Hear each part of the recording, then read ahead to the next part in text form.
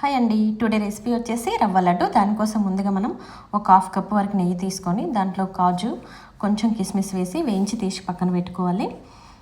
ఇదే గిన్నెలో ఒక కప్పు వరకు రవ్వ వేసుకొని అలాగే 2 టేబుల్ స్పూన్ల ఎండు కొబ్బరి వేసుకోవాలి, 2 టేబుల్ స్పూన్ల కాజు పౌడర్ వేసుకోవాలి. ఇలా 15 to 20 మినిట్స్ సిమ్లో పెట్టి బ్రౌన్ కలర్ వచ్చేంత వరకు వేయించుకొని తీసి పక్కన పెట్టుకోవాలండి.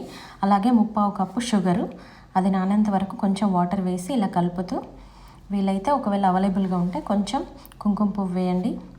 ఇది ఇలా కలిసిన తర్వాత కొంచెం ఇలాచీ పౌడర్, ఇలా తీగపాకం రావాలి.